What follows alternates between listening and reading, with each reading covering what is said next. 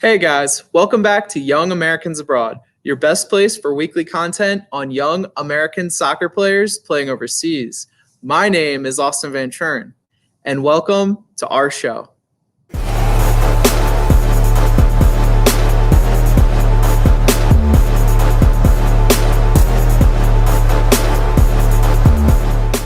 Well, guys, we're back again this week, and we were really thinking that both of us, myself and Pat, were going to be back for this episode, but unfortunately, Pat got called out for jury duty. So he had the commitment for a long time and thought he was going to be able to get off of it, but unfortunately, it just wasn't able to be done. So we're going to miss you again this week, Pat. But hey, hopefully next week we'll both be back on the show together. So we got a great episode for you today. We got a lot to talk about. It was a really exciting weekend. We had a lot of goals. We had, an exciting roster announcement as well. So, we just got a lot to talk about today. So let's get right to that action.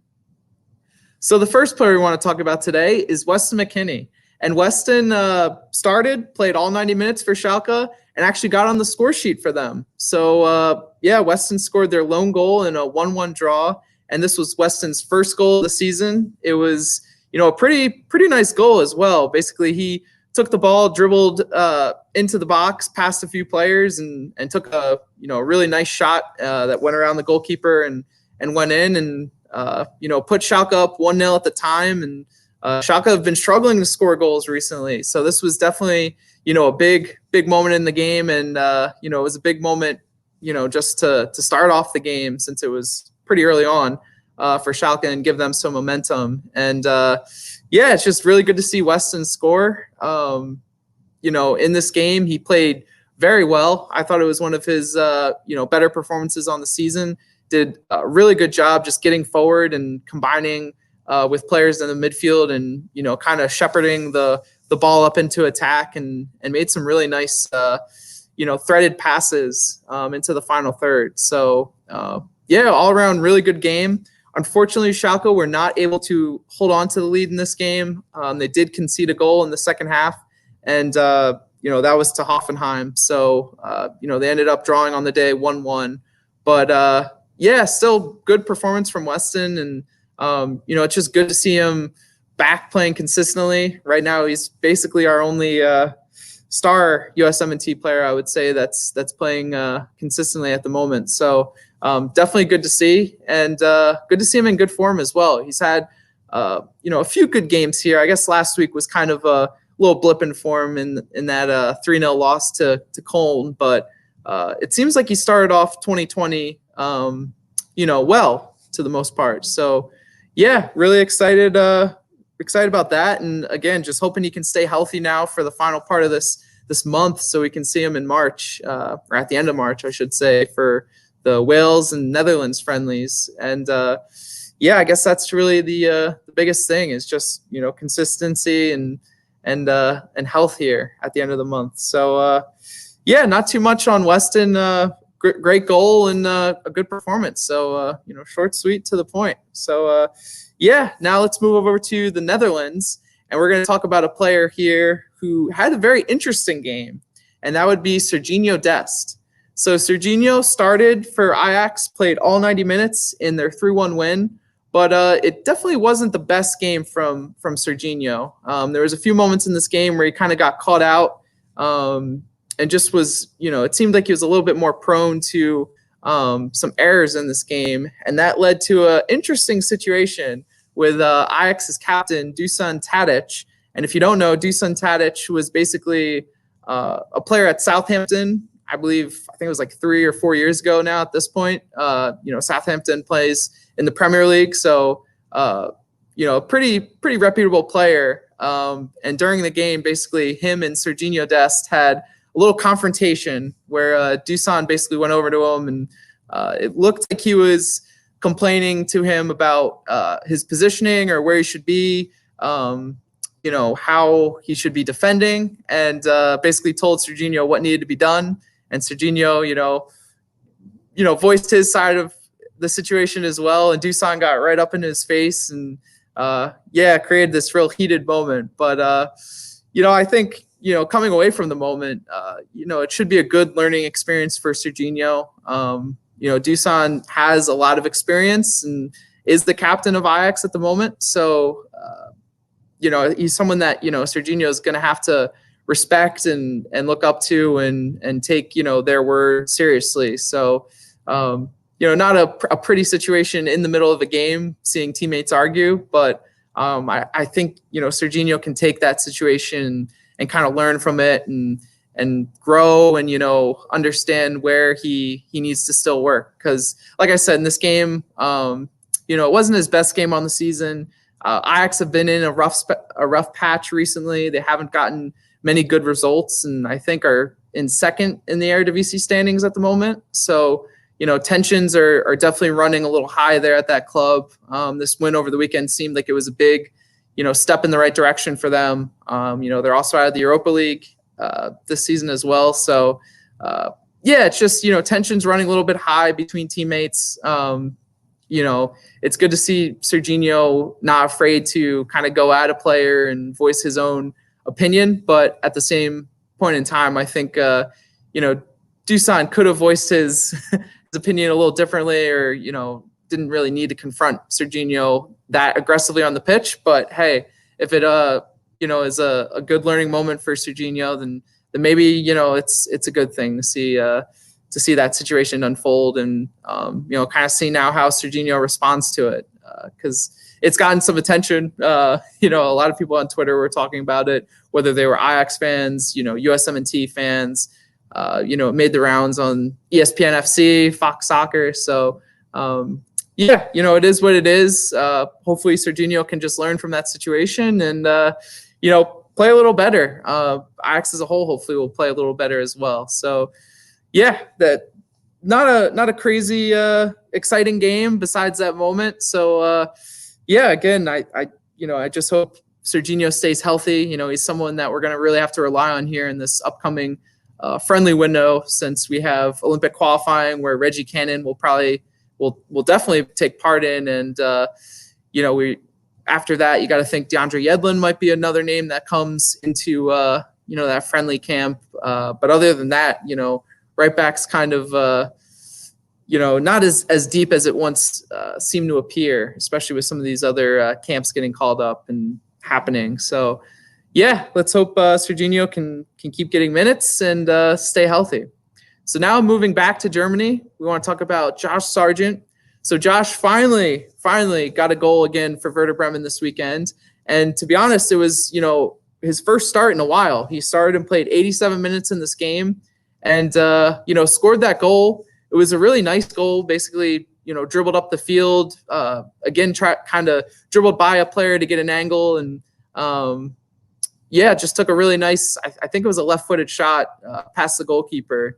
And, that was in the 3rd minute of the game. So that was, a big boost for Bremen coming out of the gate because, they're not having a great season. And, any good karma they can get right from the start was, something that they were happy about and excited about. So, it was a good goal from Josh.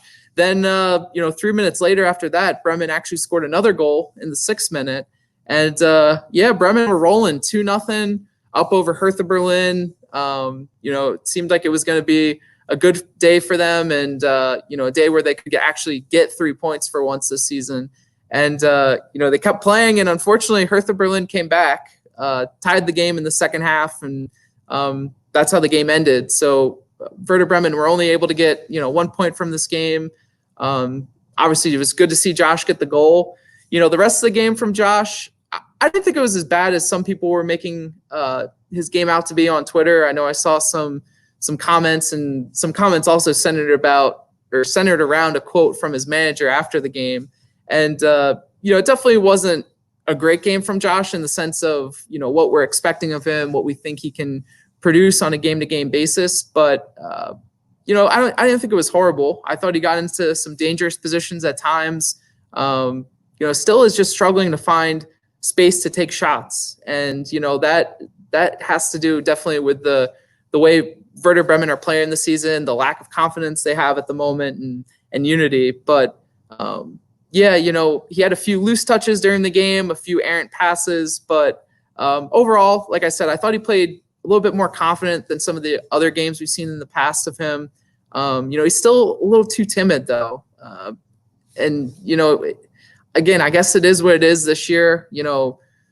Again, Werder Bremen are just not a team that are playing confidently. And I think, their manager has kind of something to do with that, the way he's trying to make this team play. It just doesn't seem like it's gelling this year.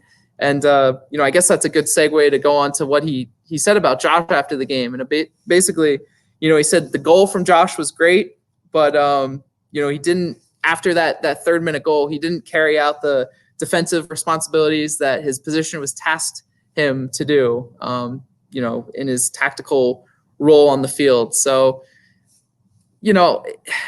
it's hard to really, again, I just don't think this manager is really putting Josh in a good position to succeed. If he's really concerned about Josh, getting back defensively in the exact position, Josh was definitely defending and trying to get back and just do his defensive duties in this game. But it just seems like there's such refined roles in this system that Florian Kohfeldt's trying to play with his team that it just seems to compound the responsibilities that, you really have to focus on and the ones that should be more important than defending. So, those were kind of harsh comments coming from a manager about, a player that helped the team on the day and, scored a crucial goal. So it was really disappointing to hear that. I just think Werder Bremen right now sit in 17th, kind of give you some perspective on their position. They're 4 points back from the relegation playoff position. So they need 4 points just to even get into a playoff spot where, they may have a chance of not getting relegated. So it seems like, Bremen are going to go down. I think, their manager, Florian Kohfeldt, should get fired. I just don't think he's putting Josh in a good spot right now. So maybe I'm a little biased, but I just don't think he's really, helping the team and really giving them a good, way of playing, a good identity. And that's concerning. And I think it's really helped or hurt Josh this season because he's being told to focus on things that, a striker really shouldn't be told to focus on. It seems like the system is very, there's a lot of nitty gritty details where Josh is such a young player and is still just trying to gain confidence at the professional level that I feel like a lot of the things he's being told, it's hard to really focus on, his main tasks first because he's got to make sure he's doing, tracking back in the right, position on the field and making sure he's not straying away from where he needs to be, because if he's not there, then someone else is, getting exposed and just he's not able to have that freedom that a striker, especially a poacher, is able to have on most teams. So, overall, not a bad game from Josh. Again, I thought, his game was better than some people, might have made it out to be. And, we've been kind of harsh on him recently too, but he's still a young player, still trying to figure it out in a brutal team situation at the moment. So, hopefully, again, another player that can stay healthy. We'll see him, I'm sure, if healthy, on that March friendly roster. So, any more game time for him in maybe a different environment would be good. And, just an environment that he's comfortable in as well. So, so that's all for this part of our episode today. Now we want to move over to, a synopsis of that Olympic qualification roster. So let's go there. All right, guys. So the Olympic qualifying roster, the U23 roster, was just announced this past Sunday at halftime of that great Philadelphia Union LAFC game. So, on this roster, I thought it was a very good roster. I thought it was a strong roster, position by position. And, that was something I wasn't really expecting right off the bat. We heard, grumblings that several MLS clubs were not going to release certain players. And we also heard that, several European clubs were not going to release certain players as well for this camp. So, with those grumblings beforehand, I was expecting a lot less of a exciting and dynamic roster. But I do think this roster delivers, a lot of dynamic players. And, should give us a lot of confidence going into this tournament because, it's a big tournament. It's away from home. It's on soil in Guadalajara, Mexico. So it's going to require some players who have first team experience and who have experience in the youth setup in the youth national teams. And there's a lot of that on this roster. So just to go through it real quick, we have the goalkeepers. We have David Ochoa, Matt Freese, and JT Marcinkowski. So, out of those three goalkeepers, I think the most exciting name is David Ochoa. He was the predominant, I would say, U20 goalkeeper this past cycle, and was a player that really looked good in the game time he got at the U20 World Cup this past spring, and looked good in his time at the Real Monarchs for Real Salt Lake in USL. So really excited to see him start in these games. I think he'd be the starting goalkeeper, even though he wasn't really called up to many U23 camps. I just think that he's shown recently, and even this past weekend in the game that they played against San Antonio FC, that he's a good goalkeeper.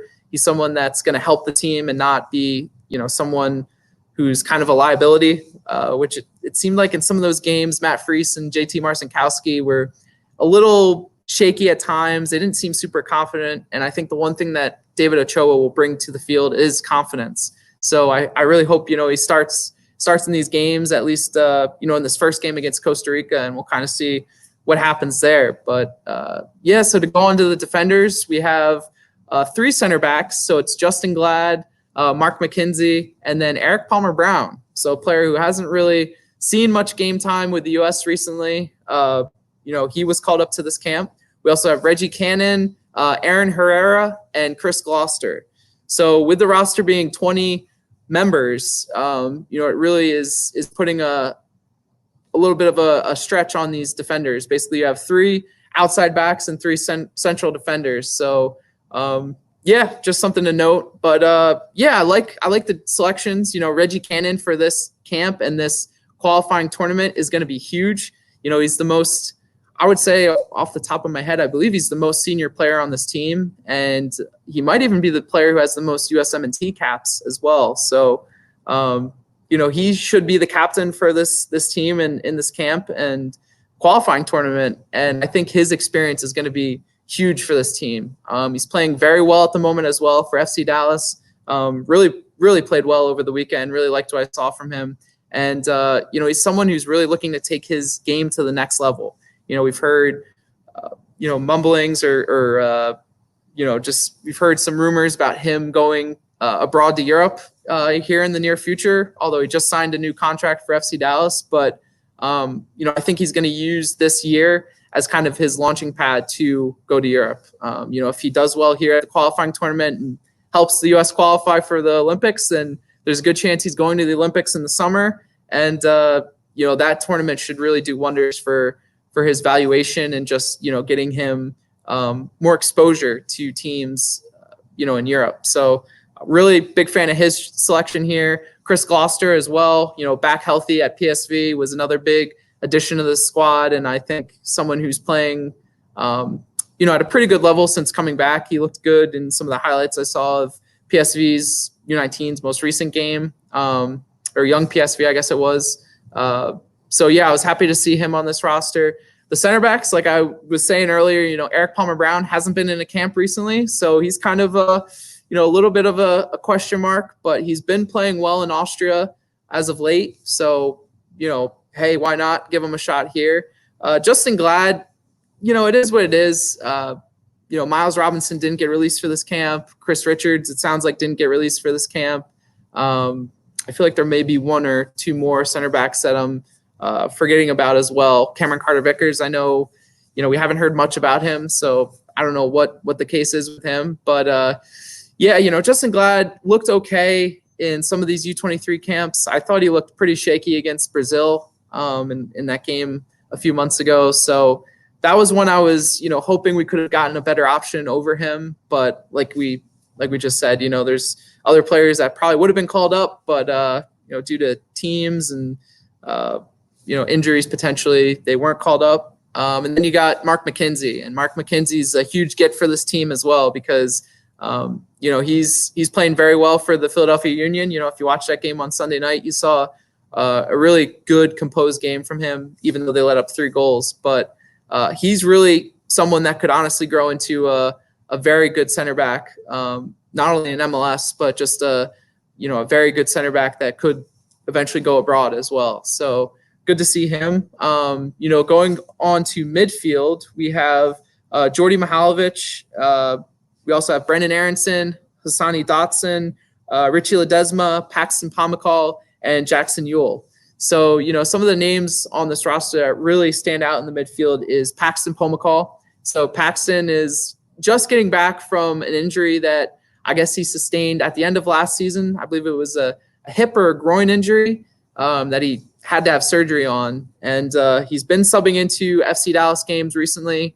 Hasn't started a game this season for them, but looks healthy enough. I watched both of their games to start the season, and he looks just as dynamic as he did last year, looks just as confident. So really good to see him on this roster because he should be one of the key playmakers for this team. And, another name that was really exciting to see was Richy Ledezma. We've covered Richy all year. We've, seen how good he can be at young PSV. And, I think this is a tournament, and even the Olympics, hopefully when we make it this summer, will be a tournament that can really kind of boost his reputation and, give him more exposure. So I'm really happy to see him and see that PSV let him get called up for this qualifying tournament. That's big. And then you got Jackson Yueill. Jackson Yueill has really kind of taken on a role for the USMNT recently, and has looked good in his game time. I'm not going to lie and say he hasn't, but I was happy to see him on this roster. He's one of those older players. I believe he's 22 or 23 at the moment. So it was kind of, I felt like he was one that could get left off just because he's such a crucial role, or he's in such a crucial role for the San Jose Earthquakes. And with this tournament not being a FIFA compliant window, or played during a FIFA compliant window, I thought that there would be an opportunity where he doesn't get called up for this qualifying camp. And it's good to see him on the field and good to see him on the roster. You also have Brenden Aaronson and Djordje Mihailovic. So 2 players that can kind of play multiple roles in midfield. Both can play in the cam position, both can kind of play in the center mid position. Djordje Mihailovic has had kind of a rough past season. I'm not going to sit here and say he's as high up on my list of players as he was a year and a half ago. But at the same time, he's a player that has a lot of pro experience. He's a player that's shown in the past he can influence a game and has the athletic ability to kind of just put in a good workman-like shift and be a player that can, again, be relied upon in multiple positions, especially since this is a 20-man roster. You're going to need some of that flexibility. So I thought he was a good decision, even though, he might not be in the best form at the moment. And then Brenden Aaronson. Brenden Aaronson played very well on Sunday night. He's a young up-and-coming player that I've been really impressed with. Maybe not as much as Paxton Pomykal, but definitely a player that I thought deserved to be in this camp if Philly released him, because, again, he's another player that kind of plays a crucial role for them. So good to see him. And then Hassani Dotson. So, again, another question mark. Hassani Dotson's kind of a player that's, just recently popped onto the scene. Looked good in some of his game time for some of the U23 camps previously. And, we've heard good things about him. I can't really say too much about him. I haven't really watched much of him. So, we'll see. I don't think he'll be a starter on this team unless there's some injuries or, other unforeseen circumstances. So, another player that can, from what I hear, play multiple positions in midfield and should provide some good depth and cover for some of these other players. So now moving on to the attackers. So we have Jeremy Ebobisse, Jesus Ferreira, Jonathan Lewis, Uly Llanez, and Sebastian Saucedo. So definitely a good group of attackers when you look at, what attackers were really available for this camp. This is probably one of the best pools you could really pull together, maybe barring, obviously, Christian Pulisic and Gio Reyna.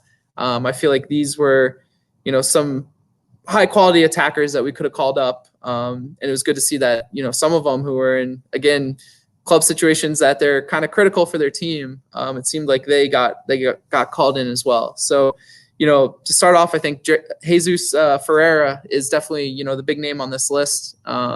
He's right now basically a starting player, whether that's at the 10 or the striker position for FC Dallas, and should really be a starter on this team at the number 9 position. Then you got Uly Llanez, Uly Llanez, one of the players we've covered all season. He's really doing well in Germany.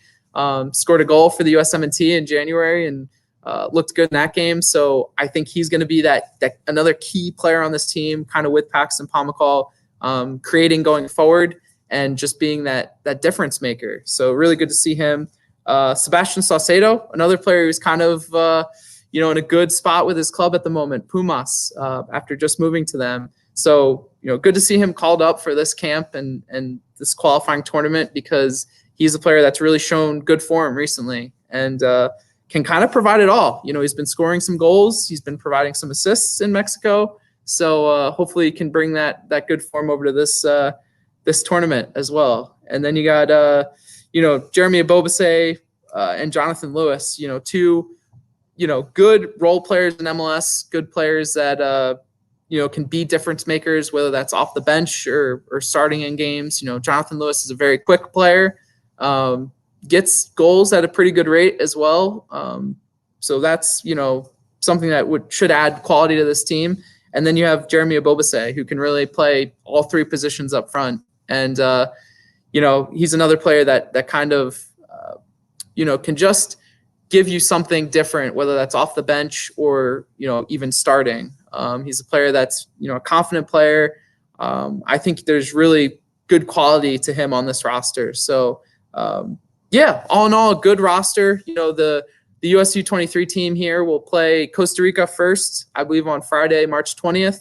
And then we'll face, I believe it's the Dominican Republic on that Monday, and then Mexico maybe on the Wednesday or Thursday after that. So, it was a tough group. They got drawn into, I would say, the toughest group out of the 2 groups. So, they're going to need to get a good result against Costa Rica right off the bat, because that last Mexico game is going to be a very tough game, especially in Guadalajara. If the U.S. go into that game in a spot where they need a win, you can definitely bet that Mexico will probably be trying to, play even harder to try to knock the U.S. out of, even the knockout rounds of this tournament and force us not to get a chance at the Olympics this summer. So I think it'll be crucial to get off to a good start in that Costa Rica game. With this group, I feel very confident going in. The group right now is also in Mexico, or if not in Mexico at the moment, traveling to Mexico today. So they'll have, a good 9 to 10 days together to prep for this tournament. A lot of players, I should say a good amount of players are European-based players. So they should already be in, good form since they've been playing, regularly for the past 6 to 7 months. But, it'd be important to get some of these MLS players some training beforehand, get them acclimated to the conditions, and get them in touch with the rest of the team, and get off to a good start here. That's the thing. This tournament's super important to the summer and the Olympics. God forbid they get canceled or something like that. Let's hope that doesn't happen. But if the Olympics goes on, I think this is a huge platform for our players to kind of showcase what they can do, and show the talent that we have in this country, because there's a lot of good players at the under 23 level, and some of them might not play in the Olympics this summer, like Tyler Adams, Christian Pulisic, Weston McKennie. Even Gio Reyna said he doesn't want to play in the Olympics, which I found a little crazy. But even without them, I think we have a team that could go to the Olympics and really perform admirably and be a team that we can be proud of, and hopefully make it far in the Olympics. So with that being said, let us know what your thoughts are on this roster. Comment below, and reach out to us on social media. I think we posted the roster on Instagram today, so we had some good conversation in the comments there, and it's exciting. I'm really happy about the roster. I think it could have been a lot worse than it ended up being. I think there's nothing to be upset about, in my opinion. With that being said, now let's head over to Quick Kicks. And now it's time for none other than Quick Kicks. So you could test Duane Miller. It's Altidore over the wall, and that one is in! Josie Altidore from a long way out. The opening goal for the United States. So to start Quick Kicks today, we have Gio Reyna. Gio came on for the final 7 minutes of Dortmund's 2-1 win over Gladbach. So good to see Gio back on the pitch. And moving over to England, we have Matt Miazga. So Matt started, played 90 minutes, and scored a goal in Reading's 3-1 win over Birmingham City. So good to see him back on the pitch because he was out injured for a period of time. And scoring a goal as well. So that's good to see. Now moving over to Germany, we have Uly Llanez. So Uly started and played 90 minutes for Wolfsburg, and that was in their big 6-0 win. So, congrats to Uly and good to see. Now heading to England, we have Charlie Kelman. And Charlie started, played 90 minutes, and scored a goal as well for Southend United. And that was in their 3-1 win. Now going back to Germany, we have Chris Richards. So Chris started and played 90 minutes in Bayern 2's 2-0 win over the weekend. So good to see him getting regular playing time now as center back for Bayern 2. So I like the progress he's made this year so far. Now going to Mexico, we have Sebastian Saucedo. And Sebastian actually came on, played the final 10 minutes for Pumas, and picked up an assist in their 3-3 draw with Club America.